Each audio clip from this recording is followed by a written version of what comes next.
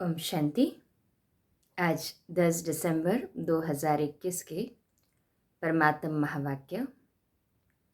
प्यार के सागर, दुख हरता, सुख करता। प्यारे प्यारे बाबा हम बच्चों से कहते हैं, मीठे बच्चे, देह अभिमान में आने से पाप होते हैं, इसलिए देही अभिमानी बनो। तुम्हारे मैनर्स बहुत अच्छे होने चाहिए, किसी को भी दुख नहीं देना है। तो सभी देही अभिमानी होकर सुन रहे हैं ना मुरली? कहे हाँ जी बाबा। आज का प्रश्न है, 21 जन्मों की प्रारब्ध बनाने के लिए बाप कौन सी सहज युक्ति बताते हैं? बाबा उत्तर देते हैं, बच्चे, यह ईश्वरीय बैंक है, इसमें जितना जमा करेंगे उतना 21 जन्म प्रारब्ध पाएंगे। तो सोचे, तन मन धन जितना हम इसमें 1% जमा कर रहे हो, उसका सोचो कितना पदम गुना बाबा वो भी 21 जन्म के लिए देगा। मतलब 1 का उतना मल्टीप्लाई करके देगा। तो जितना करेंगे एक्चुअल में वो बाबा के लिए नहीं कर रहे हैं, हम अपने लिए ही कर रहे हैं ना। ईश्वरीय स्थापना के कार्य में सफल करने से ही जमा होगा, बाकी तो सबका देवाला निकलना ही है। यह है ही दुखधाम, अर्थक्वेक होगी, आग लगेगी, सबको घाटा पड़ना है। इसलिए कहते हैं, किनकी दबी रहेगी धूल में, किनकी राजा खाए। किसी की अर्थक्वेक में धूल में दब जाएगी, किसी की राजा अर्थात के बैंक में पड़ा रहेगा, वो बैंक में ही रह जाएगा। किसी की चोर लूट जाए, किसी का सामान कहो, धन कहो, क्योंकि अंत समय में तो कोई किसी का धनी ही नहीं होगा, होलसेल में मृत्यु होगी। तो किसी की चोर लूट जाएगा, परंतु सफल किसकी होगी? जो ईश्वर अर्थ धनी नाम सब कर जाए, परमात्मा की सेवा में जो लगा देगा समय से पहले। क्योंकि उस समय यदि हम कहें कि बाबा ये सब तेरा है, सब तेरा है, तो बाबा भी थोड़ी एक्सेप्ट करेगा ना। हमारा ये भाग्य है कि बाबा हमारा तन मन धन सेवा में अभी लगा रहा है। ओम शांति। बच्चों को अभी रचता और रचना के आदि मध्य अंत का नॉलेज तो बुद्धि में है। यह भी समझते हैं कि हम भारतवासी पहले पहले सतयुग में सतोप्रधान थे। यह याद बच्चों के लिए बहुत ज़रूरी है। हरदम याद की यात्रा में रहना, इसमें तो बड़ी मेहनत चाहिए। अनुभव है ना सभी का कि याद की यात्रा में रहने के लिए मेहनत लगती है, परंतु करना तो है। मंजिल ऊंची है, उसे ही तो प्राप्त करना है। सभी प्राप्त कर रहे हैं ना अपनी याद की मेहनत से मंजिल को। कहे हाँ जी बाबा। परंतु रचता और रचना का ज्ञान तो बुद्धि में होना चाहिए। हम सतयुग में देवी देवता थे, उसको स्वर्ग कहा जाता है। देवी देवताएं विश्व के मालिक थे। देवी देवताओं को ही विश्व का मालिक या महाराजा महारानी कहा जाता है। उस समय वहाँ एक ही धर्म था। अक्षरों को भी पूरा समझना चाहिए। तुम बच्चे जानते हो, सतयुग आदि में ही हम सूर्यवंशी घराने में थे। रचता बाबा ने जो आदि मध्य अंत का ज्ञान सुनाया है, वह तो हर एक की बुद्धि में रहना चाहिए। यह कभी भूलना नहीं चाहिए। यह भी तुम जानते हो, हम पुनर्जन्म लेते लेते फिर त्रेता में आए हैं, तो 2 कला कम हो गई, सृष्टि भी पुरानी होती जाती है। यह अच्छी रीति बुद्धि में रखना है। जितना तुम याद करेंगे उतना खुशी का पारा चढ़ा रहेगा। फिर त्रेता के अंत के बाद आता है द्वापर। तो सभी बाबा की याद में मगन है ना, तो उसकी निशानी बताई बाबा ने, जितना याद में मगन रहेंगे उतना खुशी का पारा चढ़ा हुआ होगा। तो है सभी का खुशी का पारा चढ़ा हुआ? जिनकी खुशी का पारा चढ़ा है हाथ ऊपर कीजिए। अच्छा, द्वापर शुरू होने से दूसरे धर्म स्थापन होते हैं, और हम उतरते उतरते भक्ति मार्ग में आते हैं। ऐसे नहीं कहेंगे कि उस समय और धर्म भी भक्ति मार्ग में है, नहीं। यह कहानी सारी तुम भारतवासियों के लिए है। भल रावण राज्य है, परंतु उन्हों के लिए रावण राज्य नहीं कहेंगे, वह अपने समय पर सतो प्रधान सतो रजो तमो में आते हैं। धर्मों की स्थापना होनी है, फिर वृद्धि को पाते जाते हैं, फिर गिरते भी रहते हैं। चक्र तो हूबहू रिपीट होगा ना, तो वह कहते चक्र तो फिरना ही है। इस समय तुम जानते हो, क्या जानते हैं, ध्यान से सुनना। द्वापर के बाद भक्ति शुरू हुआ है और दूसरे भी धर्म स्थापन हुए हैं। अभी तो है कलयुग। कैसी दुनिया है, तमो प्रधान दुनिया। सृष्टि पुरानी होने के कारण सब तमो प्रधान हो गए हैं। सभी की आत्मा भी तमो प्रधान हो गई है, तो शरीर भी तमो प्रधान। इसलिए तब सब बीमारियां, दुख की चरम सीमा पहुंच चुकी है ना।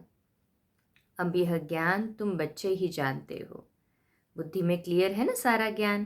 कहे हाँ जी बाबा। यह है सहजते सहज बात, जो बच्चा भी याद कर ले, परंतु वह याद करेंगे तो तोते मुआफिक। हाँ, बच्चों को समझाएंगे, बहुत अच्छे से याद करके प्रदर्शनी समझा देंगे, कोर्स समझाएंगे, परंतु वो तोते मुआफिक अंडरस्टैंडिंग से समझाए वो मुश्किल होता है ना। तुम बच्चों को तो भाषा आती है, उस अनुसार तुम समझाएंगे। तुम जानते हो सारा झाड़ जड़ीभूत अवस्था को पाया हुआ है। पहले पहले जो आदि सनातन देवी देवता धर्म था, उनका फाउंडेशन अब है नहीं। भल है भी तो भी वह अपने को हिंदू कहलाते हैं। इसलिए कहा जाता है देवी देवता धर्म है नहीं, प्रायलोप है।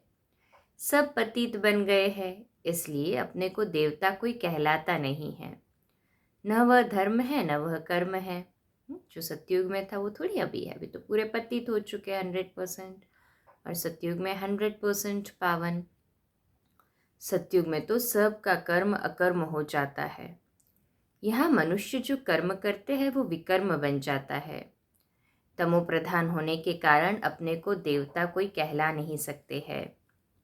ड्रामा प्लान अनुसार यह भी नोंद है, जब धर्म प्रायलोप हो तब तो बाबा आकर सतधर्म की स्थापना करे और अनेक धर्मों का विनाश कराए। नई दुनिया में एक ही आदि सनातन देवी देवता धर्म था। अब शिव बाबा आकर फिर से ब्रह्मा द्वारा देवी देवता धर्म के स्थापना करते हैं। तुम हो मुख वंशावली ब्राह्मण। हम सभी कौन हैं, ब्रह्मा, मुख वंशावली ब्राह्मण और ब्राह्मणियाँ। नशा चढ़ा, कहें हाँ जी बाबा। क्राइस्ट द्वारा जो क्रिश्चियन बने उन्हें भी मुख वंशावली कहेंगे। बच्चे तो नहीं थे ना, वैसे तुम भी ब्रह्मा द्वारा ब्राह्मण बने हो। असल में तुम हो शिव बाबा के बच्चे। इस समय तुम ब्रह्मा द्वारा ब्राह्मण बने हो, क्योंकि ब्रह्मा बाबा के द्वारा भी सुनाया किसने, तो शिव बाबा ने ही सुनाया ना। तो असल में किसके बच्चे हुए, शिव बाबा के। शिव बाबा खुद इन द्वारा देवी देवता धर्म की स्थापना करते हैं, क्योंकि उनको ही सारी दुनिया, हाँ देखो शिव बाबा किसके द्वारा कर रहा है, ब्रह्मा बाबा के द्वारा स्थापना कर रहा है। तो ब्रह्मा बाबा भी सुन रहा है, और उनको ही सारी पुरानी दुनिया का विनाश भी कराना है। किसको, शिव बाबा को। वह विनाश का कार्य और कोई करते नहीं, वह तो आकर अपना अपना धर्म स्थापन करते हैं, फिर वह धर्म वृद्धि को पाता है। अभी है ही तमो प्रधान दुनिया, कलयुग का अंत। शास्त्रों में तो कल्प की आयु लाखों वर्ष लिख दी है। शास्त्रों में लाखों वर्ष लिख दिया ना कल्प की आयु, और जन्म भी कितने लिख दिए हैं, 84 लाख जन्म। कितना गपोड़ा कर दिया सोचे। हाँ, अब वो भी अलग अलग योनियों में। तुम जानते हो यह शास्त्र आदि सब भक्ति मार्ग की सामग्री है, जो वहाँ सतयुग में नहीं होगी। वहाँ यह अनेक धर्म नहीं होंगे। यह इस्लामी, क्रिश्चियन आदि सब धर्म द्वापर में स्थापन होते हैं। फिर वह एक ने अपना अपना शास्त्र बैठ बनाया है।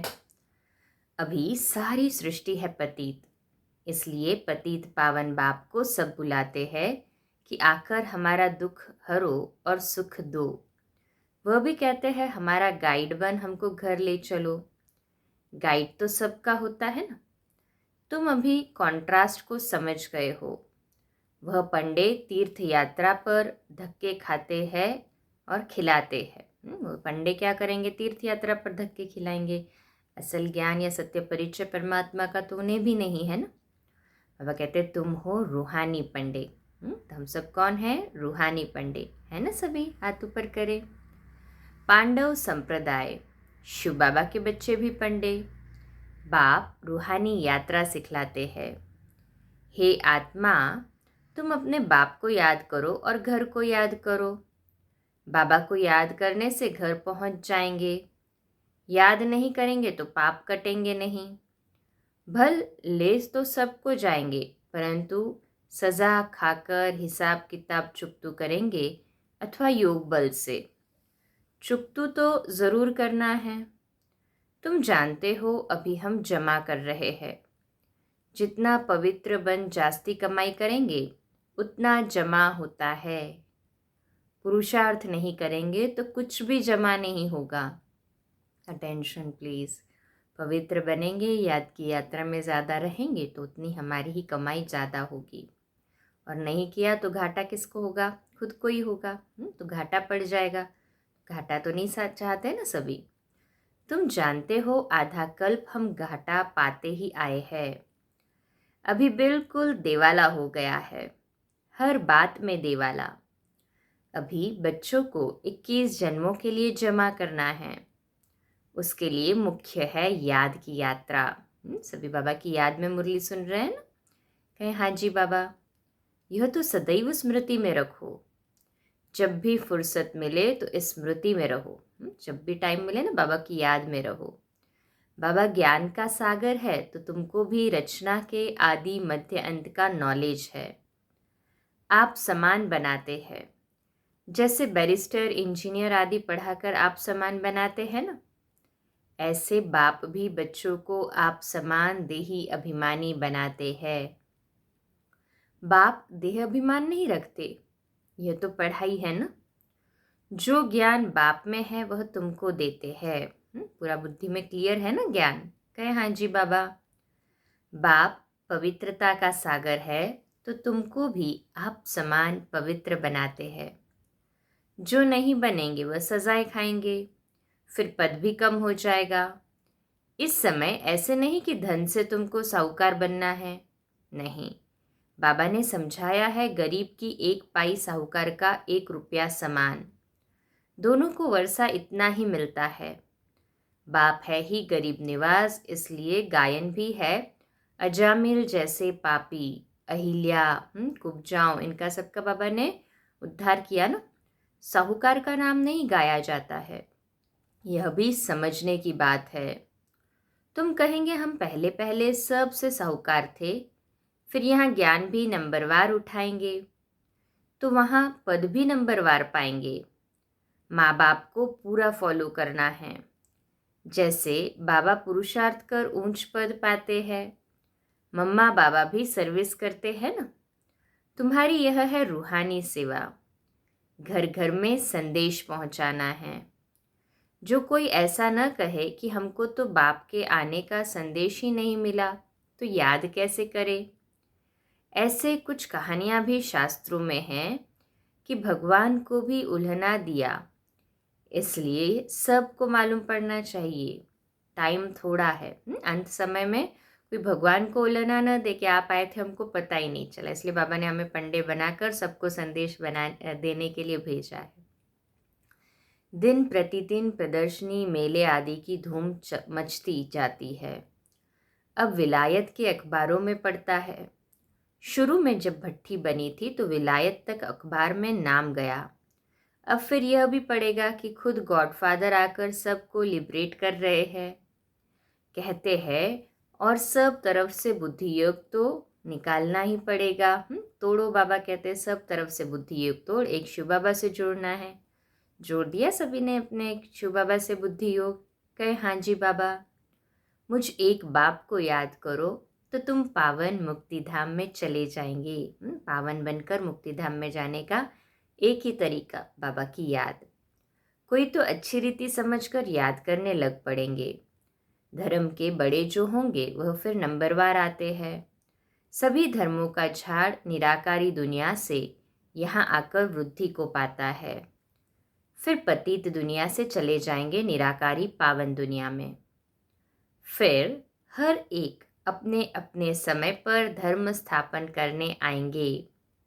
यह बुद्धि में रहना चाहिए। सतयुग में एक ही धर्म था, फिर वृद्धि होते होते अनेक धर्म अनेक मत हो जाती है। तुम जानते हो यह भारत अविनाशी खंड है, इसमें प्रलय कब होगी नहीं।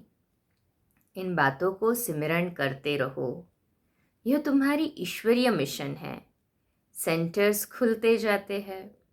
अब विनाश भी सामने खड़ा है। इन आंखों से जो कुछ देखते हो वो सतयुग में कुछ भी नहीं रहेगा, जंगल हो जाएगा। अब वो थोड़ी सतयुग में होगा, दरकार ही नहीं। यह मंदिर आदि सब बाद में भक्ति मार्ग में बनेंगे। कितनी ऊंची पहाड़ी पर मंदिर बनाते हैं, फिर ठंडी में बंद कर नीचे उतर आते हैं। तुम तो पहाड़ी पर बैठे हो। बाबा की याद भी सबसे ऊंचा स्थान है। परम धाम में बाबा के पास पहुंच जाते हैं ना। अंत में सब पहाड़ी पर ही साक्षात्कार होंगे। बाबा बतलाते हैं, मुझे भी जब साक्षात्कार हुआ था तो मैं पहाड़ी पर था। अब भी पहाड़ी पर आकर अनायास ही बैठे हैं। यहाँ बैठे बैठे तुम सब कुछ सुनेंगे और देखेंगे। यहाँ बैठे साक्षात्कार हो सकता है कि कैसे आग लगती है, क्या क्या होता है।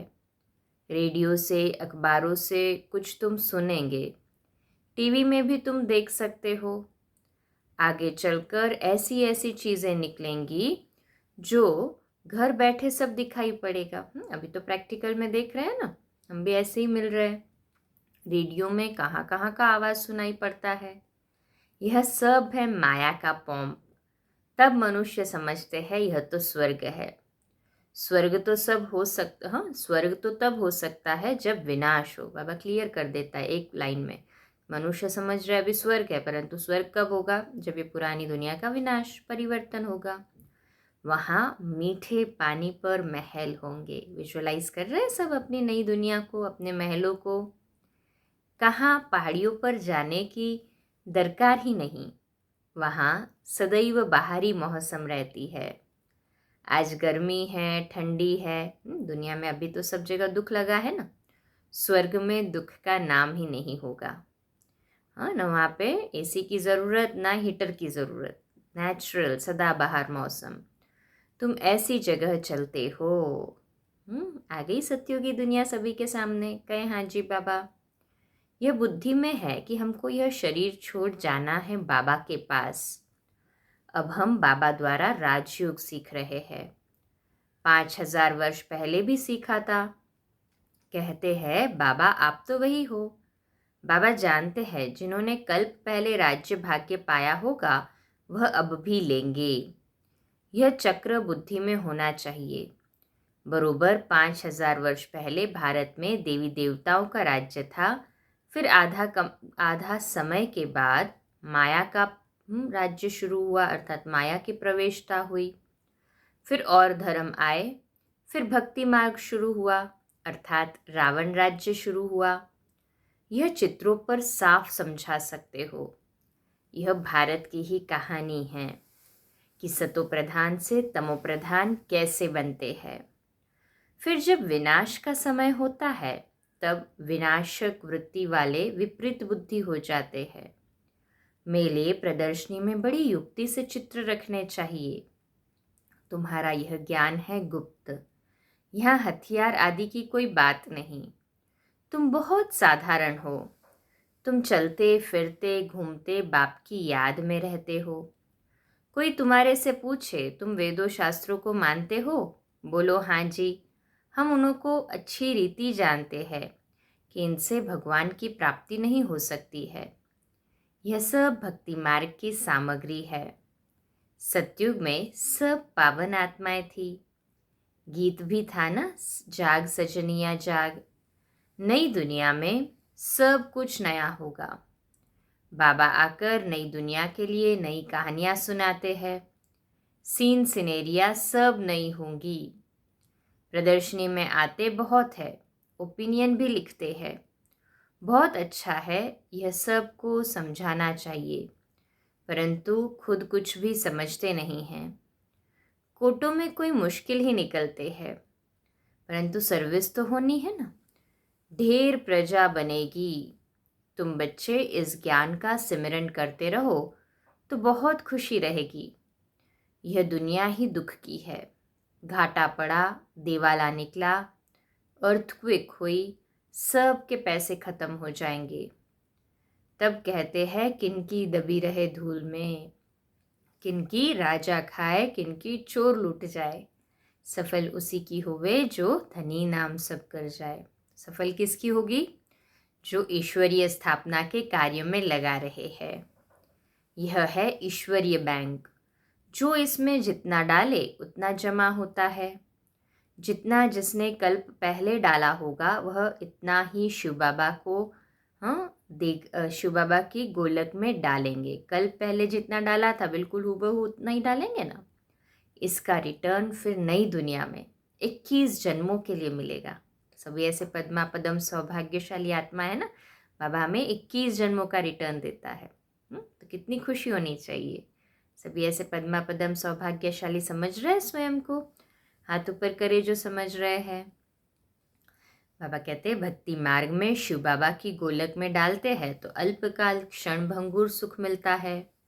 यहाँ तो डायरेक्ट शिव बाबा स्वर्ग की स्थापना कर रहे हैं, तो 21 जन्मों के लिए मिलेगा।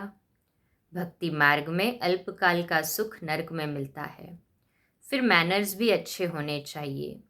किसको भी दुख नहीं देना चाहिए, नहीं तो नाम बदनाम कर देंगे। कभी भी क्रोध नहीं करना चाहिए। देह अभिमान में आने से पाप तो होते हैं। बाप के बने हो तो कहते हो बाबा यह सब कुछ आपका है। सच्ची दिल पर साहेब राजी होगा। दिल में कोई खोट नहीं होना चाहिए, नहीं तो और ही गिरते रहेंगे। तुम हो पैगंबर के बच्चे। तुम सबको पैगाम देते हो कि बाप आकर स्वर्ग की स्थापना करते हैं। उसका संदेश सबको देना है। नई दुनिया स्थापन हो रही है। उसके लिए जिनको राजयोग सीखना हो वह आकर सीखे। अच्छा, मीठे मीठे सिकिलदे बच्चों प्रति माता पिता बाप दादा का याद प्यार और गुड मॉर्निंग। रूहानी बाप की रूहानी बच्चों को नमस्ते। हम रूहानी बच्चों की रूहानी माता पिता बाप दादा को याद प्यार गुड मॉर्निंग और नमस्ते। वाह बाबा वाह, शुक्रिया बाबा शुक्रिया। धारणा के लिए मुख्य सार है। पहली पॉइंट, अंदर में कोई भी खोट अर्थात कमी हो तो उसे निकाल देना है। सच्ची दिल रखनी है। देह अभिमान में आकर कभी क्रोध नहीं करना है। तो सभी सच्ची दिल वाले हैं ना, कहें हाँ जी बाबा। दूसरी पॉइंट, जब भी फुर्सत मिले तो याद की यात्रा में रह कमाई जमा करनी है। आज का मीठा वरदान है, संपूर्ण समर्पण की विधि द्वारा अपनेपन का अधिकार समाप्त करने वाले समान साथी भव।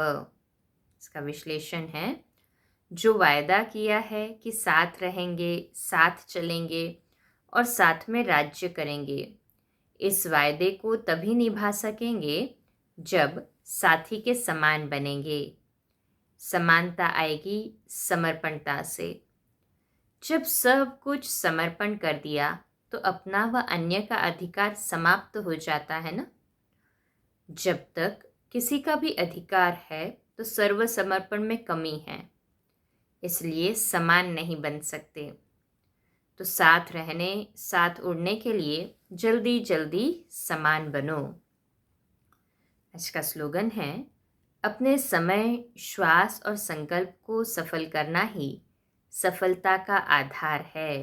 अपना हर एक सेकेंड या यूँ कहो समय, श्वास और संकल्प बाबा की याद में जब हम होते हैं, सेवा में लगाते हैं तो ये सफल हो जाता है। और इसी का कारण है कि हम इसी के कारण सफलता के मूर्त बन जाते हैं। यही सफलता का आधार है। तो आज का हमारा स्वमान लिखने के लिए और अभ्यास करने के लिए, मैं सफलता मूर्त आत्मा हूँ। मैं सफलता मूर्त आत्मा हूँ। अच्छा, कम बोलो, धीरे बोलो, मीठा बोलो, सत्य बोलो, सोच समझ कर बोलो। निमित्त भाव, निर्माण भाव, निर्मल वाणी। ऐसे अपने आप को सफलता के सितारे समझ रहे हैं ना सभी? कहें हाँ जी बाबा। तो आज इस स्वमान को गहराई से अभ्यास करेंगे। मैं सफलता मूर्त आत्मा हूँ। अच्छा, ओम शांति।